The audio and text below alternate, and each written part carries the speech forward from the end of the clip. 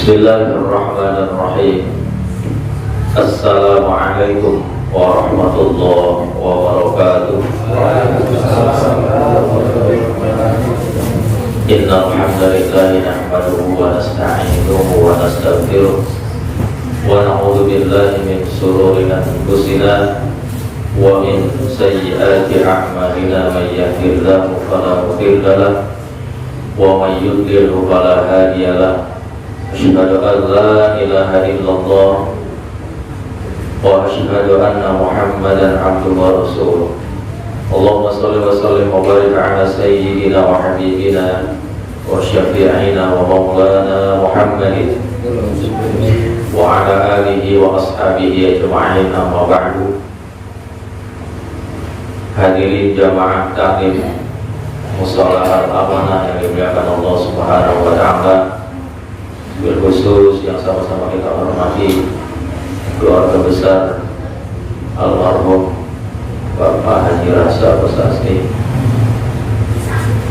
Kang Ohi, juga pelanjut penerus DKM Mushola Al-Amanah Muhammad Al-Fatih.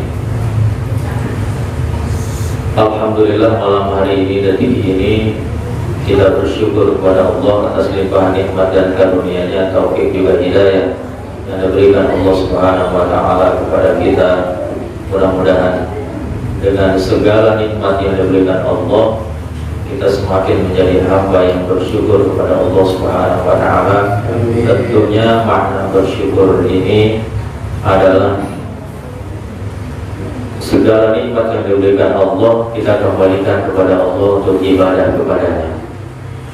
Salawat diri salam juga selalu kita sampaikan kepada junjungan kita baginda Nabi besar Muhammad sallallahu alaihi wasallam, kepada keluarga serta para sahabat-sahabatnya.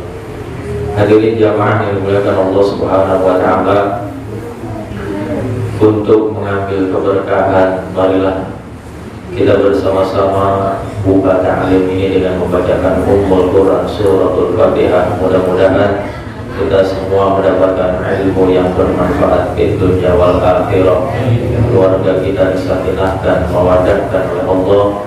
Putra-putri kita dijadikan putra-putri yang soleh dan solehah. Usaha kita dimudahkan dan dilancarkan. Segala hajat kita dikabulkan, hutang-hutang kita dilunaskan, permasalahan yang ada pada diri kita diberikan jalan keluar yang terbaik dari Allah Subhanahu wa taala. Ala hadhihi niyah bi barakatul Quran wa ila hadratin Nabiul Mustafa Rasulullah sallallahu alaihi wasallam. Al-Fatihah. Bismillahirrahmanirrahim. Alhamdulillahirabbil alamin arrahmanir rahim maliki yaumiddin. Iyyaka na'budu wa iyyaka nasta'in ihdinas siratal mustaqim siratal ladzina an'amta 'alaihim ghairil maghdubi 'alaihim waladdallin. Amin. Ini ada permintaan taklim malam hari ini adalah tentang kurban.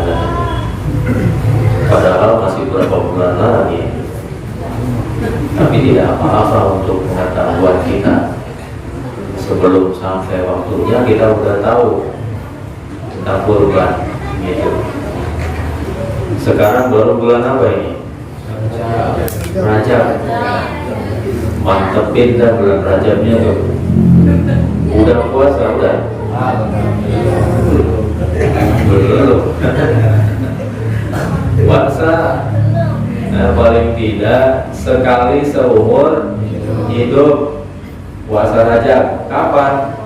Ya kapan aja maunya, yang penting masih di bulan Rajab. Yang bagus itu didobelin. Seninnya puasa, Senin dan Kamis, jadi double pahalanya. Rajab kena, puasa sunnah Seninnya juga kena. Apalagi sekarang nih, dari kemarin Ayyamul Bid, puasa sunnah juga tuh ya. Puasa pertengahan bulan, tapi tanggalnya bukan tanggal kita, tanggal Hijriah ya, jangan tanggal bulan kita. Kalau sekarang tanggal bulan kita tanggal berapa ini? Tanggal 2. Ya, tapi tanggalnya tanggal Hijriah. Kalau puasa tengah bulan 3 hari itu di tengah ayat Robek, ya 13, 14 dan 15. Nanti kenal semua tuh. Itu untuk puasa sunnah. Habis Rajab bulan apa? Sya'ban. Mantepin dah tuh Sya'ban lagi tuh. Nah, habis Sya'ban apa? Ramadan. Benar-benar mantepin tuh. Ya. Jangan sampai kelihatan kakinya doang tuh di warteg ngegantung. Ya, puasa udah setengah bulan, hordeng dipakai tuh di warteg. Bukan warteg ini, bukan sono yang jauh, sini mah nggak ada. Karena nggak tahu tengah bulan banyak kaki-kaki ngegantung di warteg. Ya, Sya'ban. Kalau kata guru, kata Pak Kiai Dambarnas, bulan Rajab itu adalah bulan menanam. Tanam dah baik-baik tuh untuk bekal menghadapi Ramadan, biar Ramadannya mantap. Sya'ban itu bulan menyiram, ya, biar tanamannya mantap, siram terus tuh, ya, biar puasa Ramadannya mantap. Artinya bulan Sya'ban itu isi dengan latihan-latihan. Puasa udah mulai, puasa latihan, ya, biar nanti pas Ramadan enggak apa, enggak kaget, ya. Ramadan bulan memanen. Nah, tinggal panennya doang tuh, nanti Ramadan selesai udah panen dan tuh pahalanya banyak, ya, kayak begitu. Kemudian hadirin jamaah kalian juga Allah Subhanahu wa taala, kita sedikit membahas kurban. Kurban itu apa ya? Ya, kita sama-sama udah tahu kurban itu nanti dilaksanakannya pada bulan haji. Itu kurban tuh. Kurban ini saya kutip dari beberapa kitab. Secara bahasa atau lugo, bahasa Arab, bahasa itu lugo, bahasa artinya lugotul Arabiyah, bahasa Arab, lugotul Injiliziyah, bahasa Inggris, dan lain sebagainya, namanya lugo bahasa. Bahwa kurban itu asal katanya dari koruba, koruba yakrubu kurban atau kurbanan, yang artinya koruba yakrubu kurbanan itu artinya mendekat.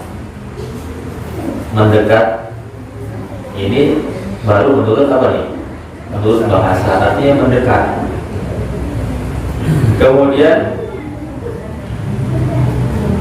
hal ini sesuai dengan firman Allah Subhanahu wa taala, "Inna rahmatallahi qaribum minal muhsinin." Sesungguhnya rahmat Allah itu dekat dengan orang-orang yang berbuat baik. Jadi ada kaitannya dengan koruba.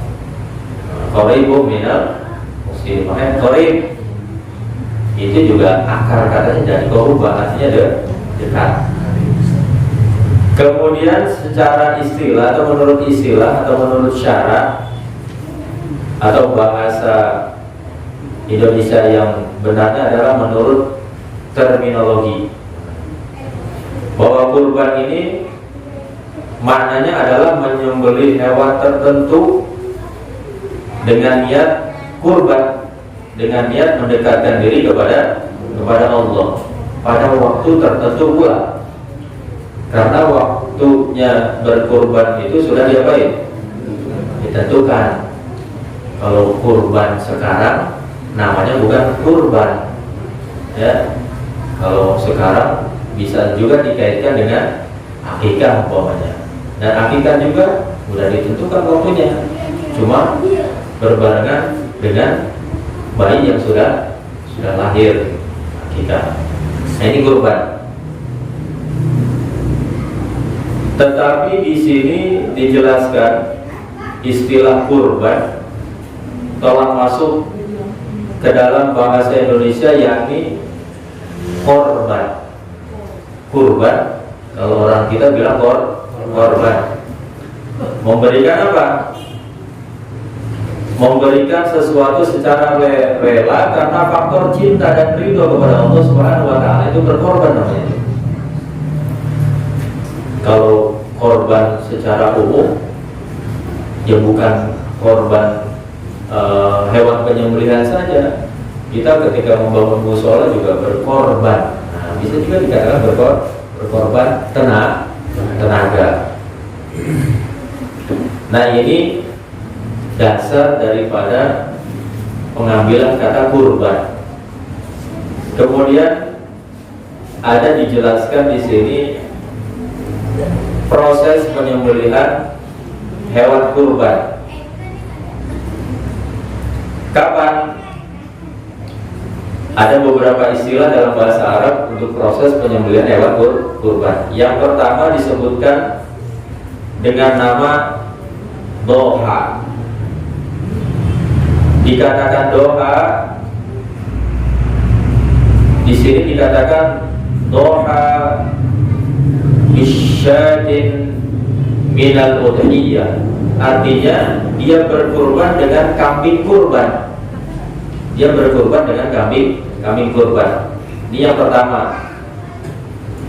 Penyembelihan berkurban dalam bahasa Arab ada beberapa istilah. Yang pertama disebut doha. Adapun hewan kurbannya sendiri lebih dikenal dengan istilah al-udhiyah. Al-udhiyah itu namanya hewan kurban atau hewan sembelihan. Jamannya dari al-udhiyah itu adalah al-dhahi. Kenapa disebut seperti itu? Karena pada hari penyembelihan hewan kurban itu disebut hari raya Idul Adha. Hari raya kurban. Itu yang pertama. Disebut apa tadi? Adha atau doha. Kemudian yang kedua, dalam Al-Quran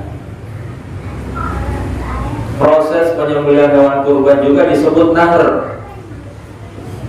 Nahr itu diambil dari kata naharo yang muru nahron. Allah Subhanahu wa taala katakan dalam surat Al-Kautsar, "Fasholli li rabbika wanhar." Pakai hak kecil ya. Kalau jadi imam hati-hati itu baca surat Al-Kautsar. Fasholli li rabbika wanhar, bukan kawan har. Ya. Kalau har itu nahr, artinya berkorban. Nahr itu fasholli li rabbika wanhar, maka dirikanlah sholat karena Tuhanmu dan berkurbanlah. Berkurban. Kalau pakai H besar, wanhar, har di situ nahar artinya siang atau panas. Ya. Kalau pakai H besar, makanya ngaji Quran itu penting. Huruf besar, huruf kecil, H besar, H kecil itu harus beda, karena salah nyebut salah arti. Ya, kayak begitu. Itu yang kedua, disebut nahar. Kemudian yang ketiga, dalam Al-Quran juga proses penyembelihan hewan kurban disebut nusuk. Nah, ini diambil dari kata nasaka yang suku nusukan. Ini juga sesuai dengan firman Allah Subhanahu wa taala, "Faman kana minkum maridan aw bihi adam min ra'sihi fa fidyatun min siyamin aw shadaqatin aw nusuk." Jika ada di antara kamu yang sakit atau ada gangguan di kepalanya, lalu dia bercukur, maka wajiblah atasnya berfidyah, yaitu berpuasa atau bersedekah atau berkorban. Ini yang ketiga. Artinya penamaan atau proses kurban itu ada beberapa nama. Ini sesuai dengan firman Allah Subhanahu wa taala. Kemudian yang keempat, dalam Al-Quran juga aktivitas atau proses penyembelihan hewan kurban itu disebut zabha. diambil dari kata zabaha yazbahu zabhan. Ini sesuai dengan firman Allah, wa id qala Musa liqaumihi innallaha ya'murukum an tazbahu baqarah. Dan ingatlah ketika Musa berkata kepada kaumnya, sesungguhnya Allah menyuruh kamu menyembelih seekor sapi betina. Menyembelih itu artinya menyembelih. Itu yang keempat, disebut apa? Zabah. Kemudian yang kelima, dalam Al-Quran juga proses ini atau proses penyembelihan kurban disebut al-hadyu. Al-hadyu. Dalam firman Allah Subhanahu wa taala juga dikatakan wa atimul hajja wal umrata lillah fa in usirtum famastaysara minal hadi. Dan sempurnakanlah ibadah haji dan umrah karena Allah. Jika kamu terkebun atau terhalang oleh musuh atau karena sakit, maka sembelihlah al-hadyu, kurban. Itu yang kelima, disebut al-hadyu. Jadi banyak tuh, ada berapa macam? Ada 5. Yang pertama namanya apa tadi? Adha atau doha. Yang kedua disebut apa tadi? Nahar. Yang ketiga disebut nusuk. Yang keempat disebut zabah. Dan yang kelima disebut al-hadyu. Itu semua artinya hewan sembelihan atau kurban. Kemudian hadirin jamaah taklim yang dimuliakan Allah Subhanahu wa taala, bagaimana hukum berkurban sekarang? Sekarang adalah hukumnya. Ada khilafiyah antara wajib dan sunnah muakkad dalam penyembelihan hewan kurban. Ada yang mengatakan wajib, ada yang mengatakan sunnah muakkad. Para ulama berbeda pendapat tentang hukum berkurban. Ada yang mengatakan wajib bagi yang memiliki kelapangan rezeki. Ada pula yang mengatakan sunnah muakkad. Nah, sunnah muakkad ini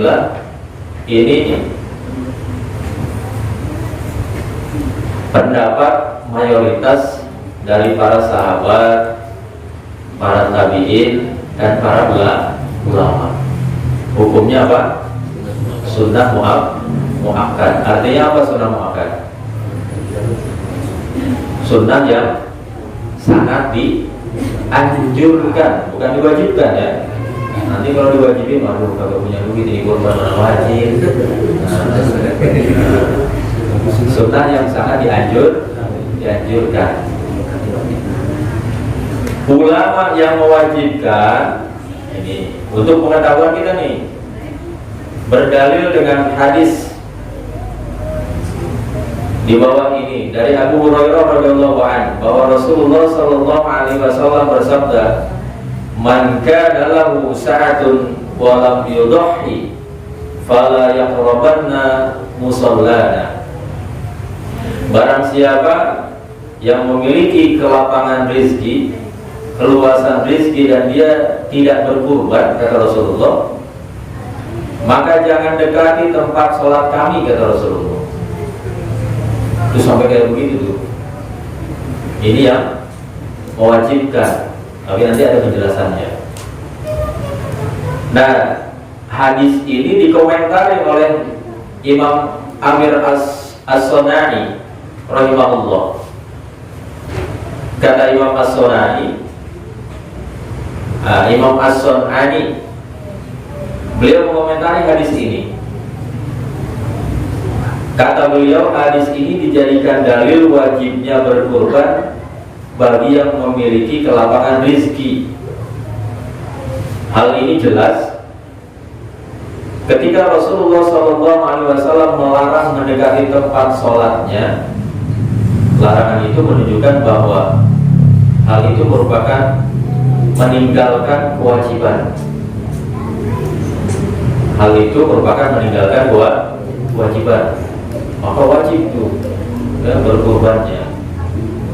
Kemudian seakan-akan beliau mengatakan sholatnya tidak bermanfaat jika meninggalkan kewajiban ini. Maksudnya kewajiban berkurban. Juga karena firman Allah Subhanahu wa taala, maka dirikanlah sholat karena Tuhanmu dan berkurbanlah. Nah, dalam hadis Ikhnab bin Sulaim secara marfu itu sampai kepada Rasulullah SAW yang berbunyi, wajib atas penduduk setiap rumah pada tiap tahunnya itu untuk berkurban. Nah, lafaz hadis ini menunjukkan wajib nih. Lafaz hadis ini menunjukkan wajib. Nah, pendapat yang menyatakan wajib ini adalah pendapat dari golongan Imam Hanafi. Kita imamnya imam apa? Syafi'i. Berarti masuk pada yang mayoritas tadi. Mayoritas para ulama di situ di dalamnya terdapat Imam Syafi'i bahwa kurban itu adalah hukumnya sunnah muakkadah. Nah, di sini juga dijelaskan kalau ini yang wajib, tadi mengatakan wajib. Kemudian sementara yang tidak mewajibkan menyatakan bahwa dua hadis di atas itu tidak bisa dijadikan sebagai hujjah. Kata yang tidak mewajibkan nih. Siapa? Tadi para sahabat, para tabi'in dan mayoritas para ulama. Maka kalau mengambil hukum itu yang dilihat mayoritas para ulama yang kita ikuti, ya. Tidak bisa dijadikan sebagai dalil atau hujjah. Kenapa? Yang pertama, hadisnya mauquf. Mauquf itu hanya sampai kepada sahabat Nabi, bukan Rasulullah SAW. Kemudian hadis yang kedua dhaif. Dhaif itu lemah, tidak bisa dijadikan sebagai sumber hukum. Sedangkan ayat washolli li rabbika wanhar di sini maknanya tidak menjadi wajib berkurban, melainkan maknanya dalam tafsir Al-Quran itu bukan wajib, tapi hanya sebagai urutan aktivitas dari mulai fasholli li rabbika kemudian wanhar gitu. Bukan menunjukkan apa? Wajib. Ya, makanya mayoritas ulama mengatakan kurban itu sunnah muakkad. Ada pula keterangan dari Imam As-Sun'ani yang berikutnya. Beliau mengatakan tidak wajib karena hadis pertama adalah hadis mauquf. Hadis mauquf apa tuh? Hadis yang tidak sampai kepada Rasulullah SAW. Kalau tidak sampai, artinya Rasulullah tidak mengatakan itu begitu. Hanya sampai dari sahabat. Dan tidak bisa dijadikan sebagai hujjah dalil. Hadis kedua yang dari Ikhnab bin Sulaim itu hadis dhaif. Karena dalam sanadnya ada Abu Ramlah. Berkata Imam Al-Khattabi, dia itu majhul, artinya majhul itu tidak dikenal. Imam Khattab mengatakan bahwa Abu Ramlah itu tidak dikenal oleh siapa-siapa.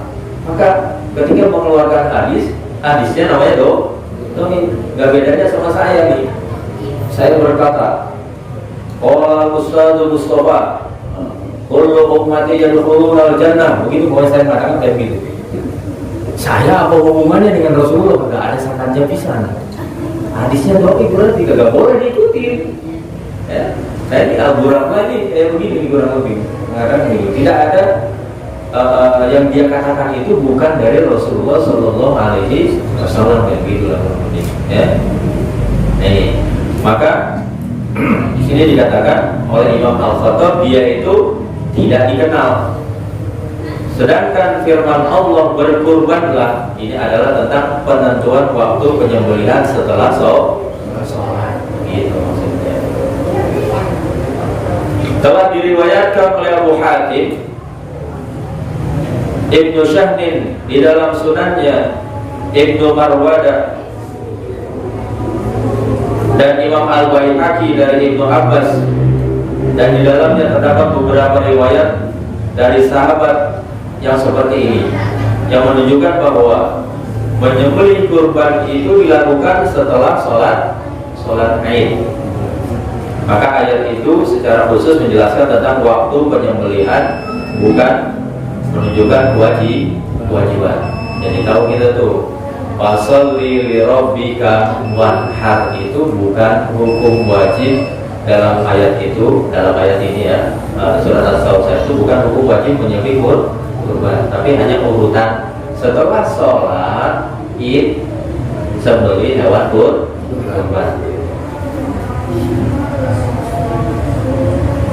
Seolah berfirman, jika engkau menyembelih maka lakukan setelah sholat Id, kayak begitu. Sedangkan mazhab jumhur atau mayoritas dari para sahabat tabi'in dan ahli fikih bahwa menyembelih kurban adalah sunnah muakkad. Nah, di sini hadirin jamaah yang dimuliakan Allah Subhanahu wa taala, banyak hadis-hadis sahih yang mengatakan tentang waktu penyembelihan hewan kurban.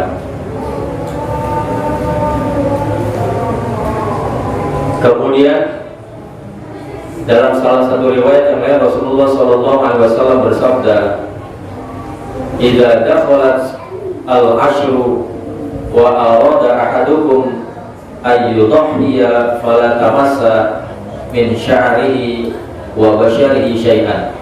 Jika kalian memasuki tanggal 10, maksudnya 10 Zulhijjah, dan hendak berkurban, maka janganlah dia menyentuh sedikit pun dari rambutnya dan kulitnya.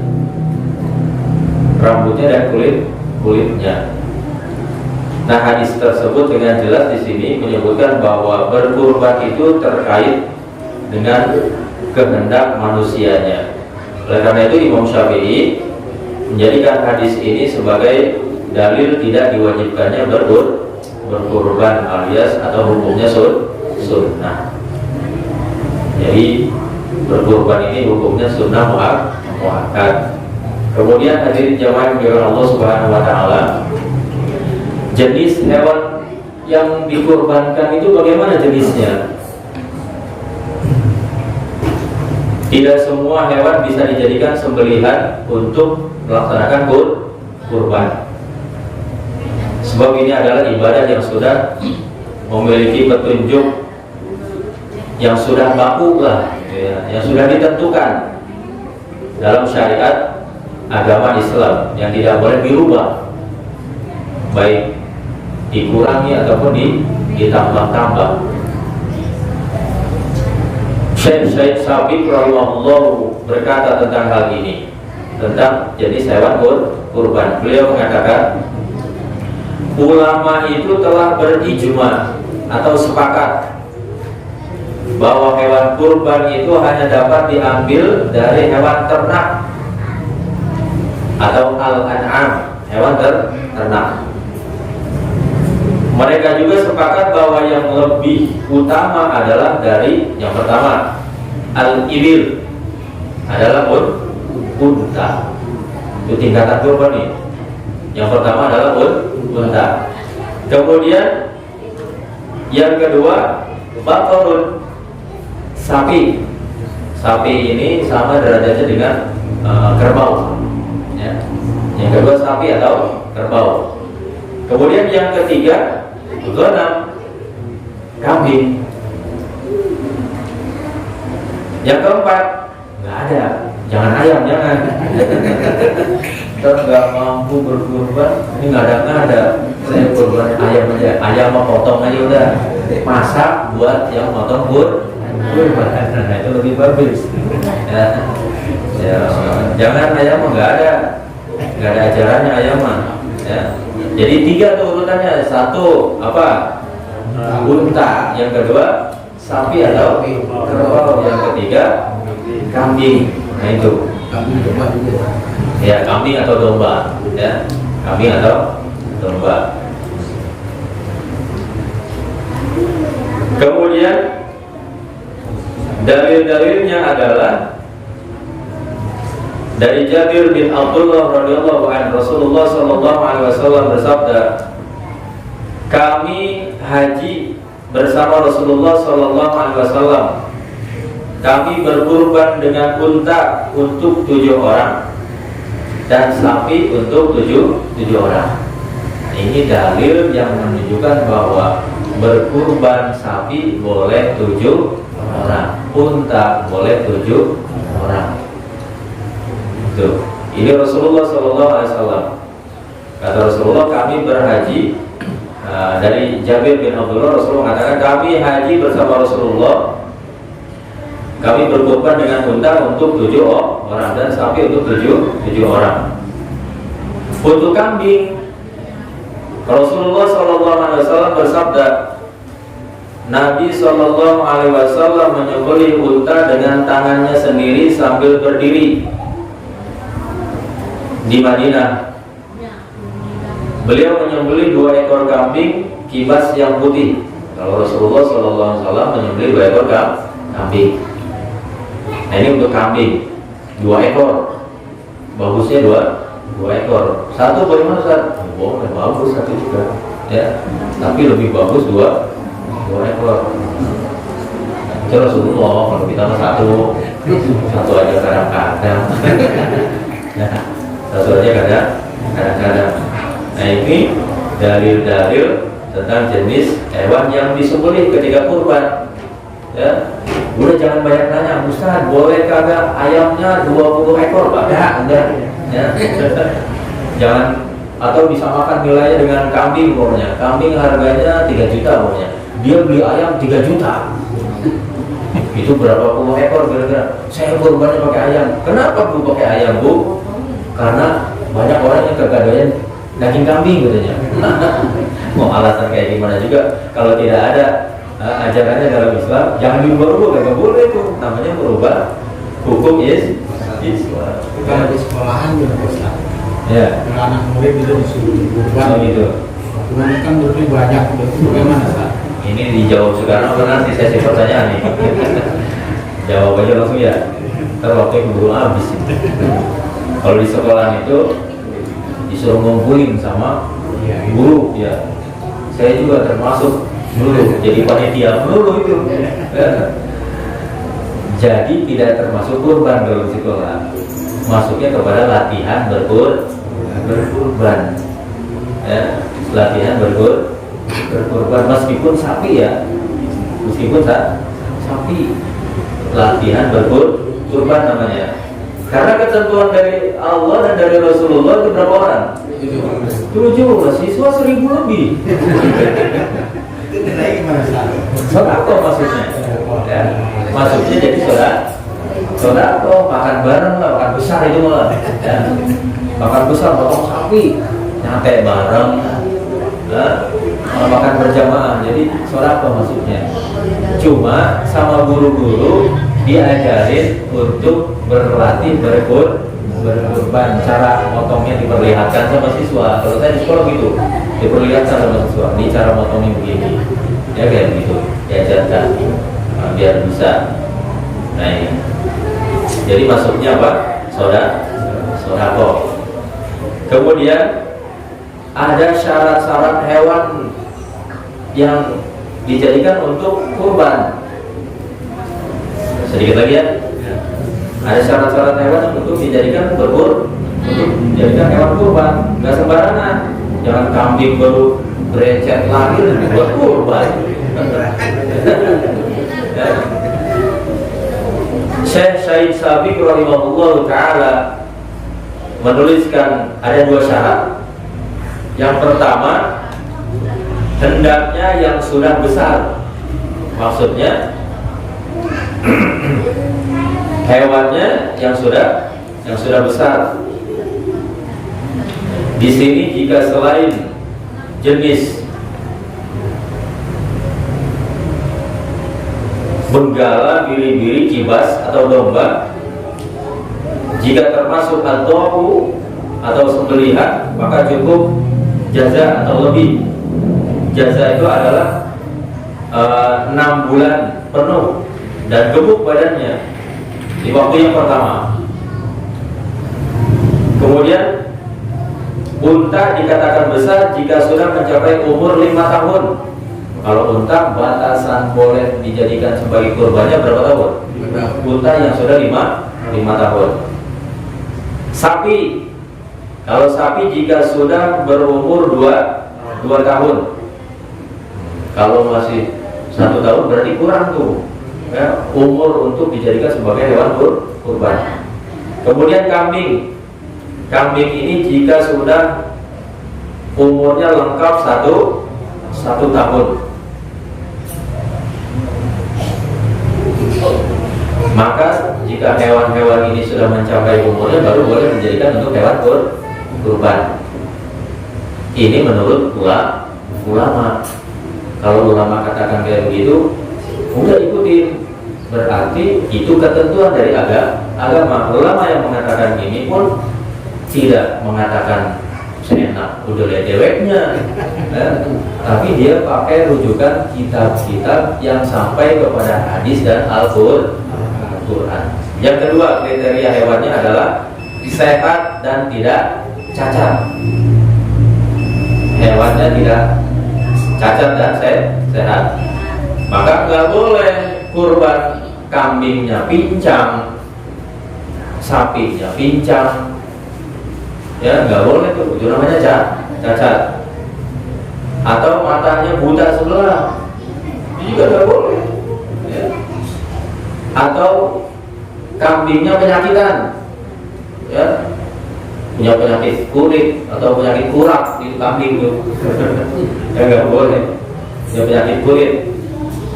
Atau juga kambingnya itu kurus banget, juga nggak boleh, berarti punya penyakit itu ya.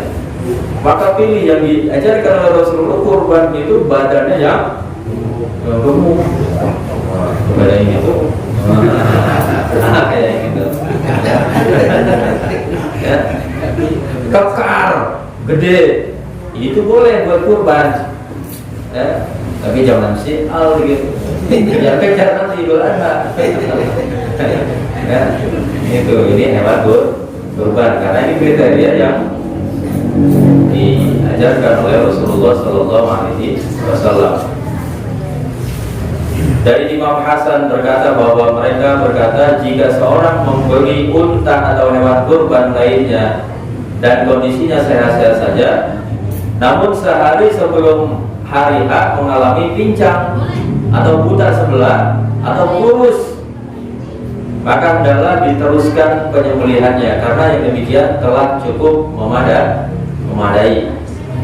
Ini hadis menurut Imam Sa'id bin Mas'ud. Itu dikatakan oleh Imam atau Syekh Sabit dalam kitab fikihnya, dikatakan begitu. Kalau sudah masuk 1 hari udah dia kurus, itu mau nggak apa-apa. Ini baru beli maksudnya ya. Beli pincang, Pak, kata tukang daging, kata tukang sapinya, Pak, mau apa kamu yang murah sapinya? Nih, ada nih Pak, nih murah. Sapinya lagi apa tuh? Lagi nggak bisa diri tuh, lagi duduk dia sapinya, ya, lagi duduk. Ini Pak murah. Itu yang beli darahnya lagi. Ini sehat Pak, nggak begitu? Ya udah, harganya berapa Pak? Dibeli aja. Itu nggak boleh, kan beli aja, tanya tuh sehat apa enggak. Matanya dilihat, kakinya juga lihat, suruh diri itu sapi.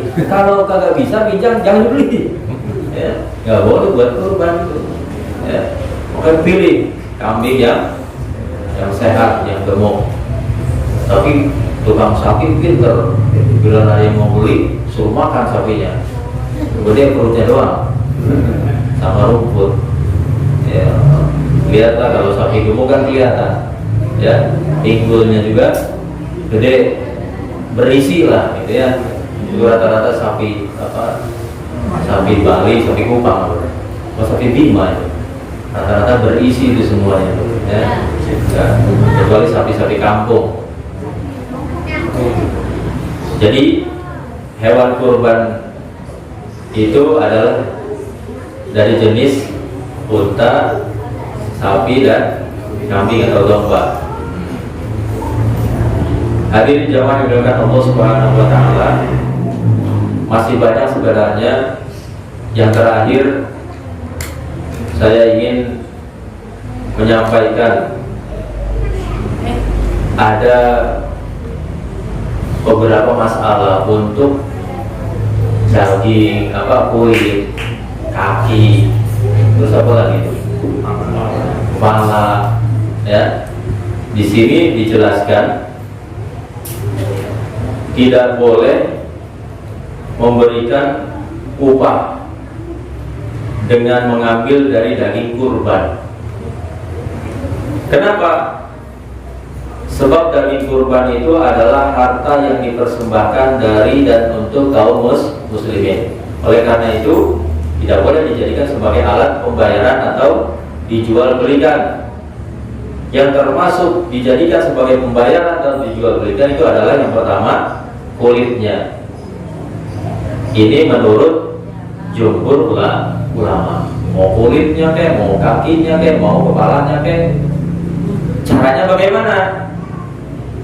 Nah, yang diperbolehkan penyembelihan, yang diperbolehkan diberikan adalah sedekah darinya. Maksudnya upah itu jangan dijadikan kata-kata sebagai upah, tapi berikan sebagai sedekah darinya.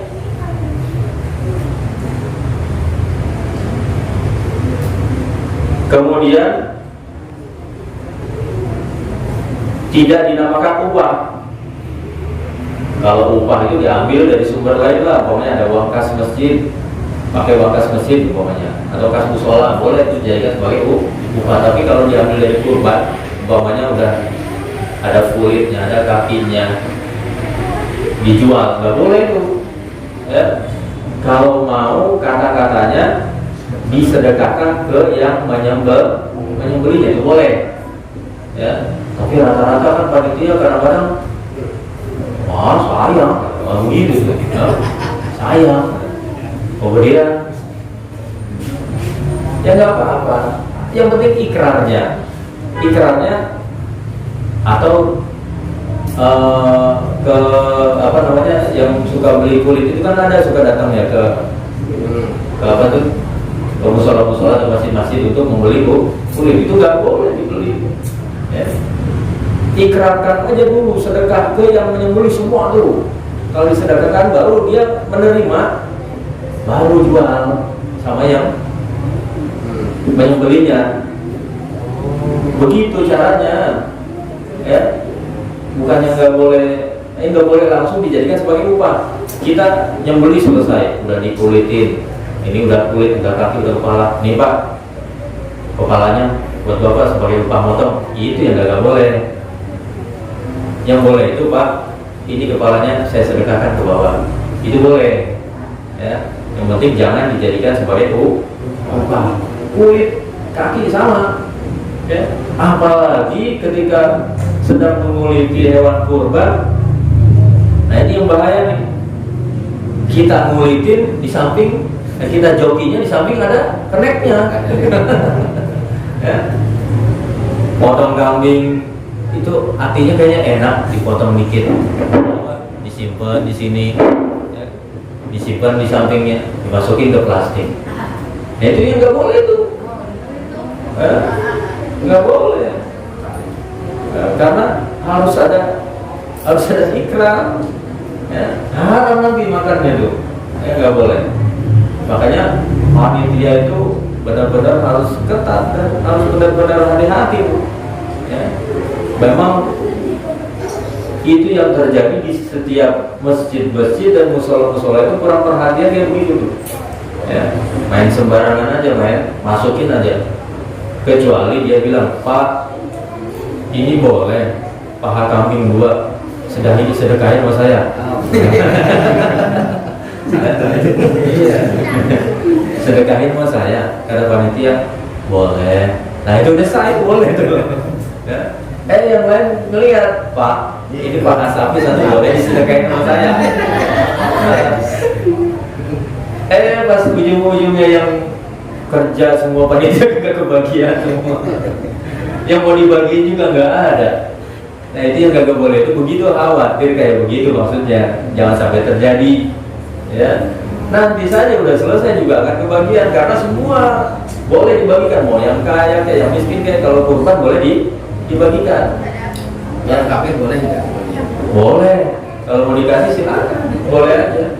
Ya, cuma pahalanya, kalau pahalanya nyampe, kecuali orang kafir ke kita, pahalanya nggak nyampe. Nah, ya. Kalau dimasak buat panitia gimana? Apa? Dimasak buat panitia. Dimasak buat panitia? Lagi rumah sebagian masak. Iya. Buat panitia tuh makan-makan. Misalnya. Iya, boleh. Ya, asal diikrarin tadi aja tuh. Ya.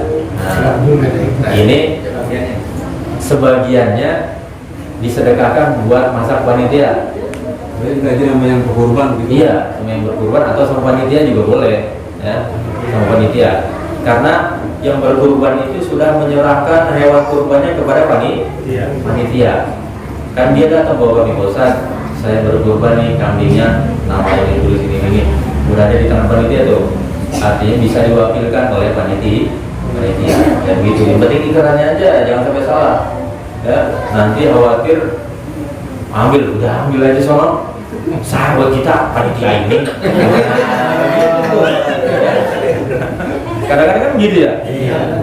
Sekarang kalau udah tahu ikrar aja, biar tidak salah makannya juga kagak haram nggak dia daging ini ya. Nah, dan yang penting ikrarnya saja dibenerin. Langsung nyate gitu tadi. Hah? Jangan langsung nyate maksudnya. Jangan langsung nyate aja. Jangan main santai aja. Nyate ya Kayak begitu. dijawabin. Iya, harus diijab kabulkan dulu, ikrarnya aja yang benar. Yang penting itu tadi panitia pokoknya yang berikrar, saudara-saudara atau ada yang berkurban juga di situ.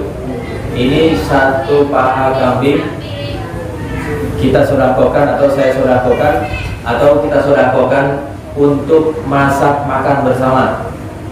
Yang lain setuju Ustaz, satu kambing juga setuju.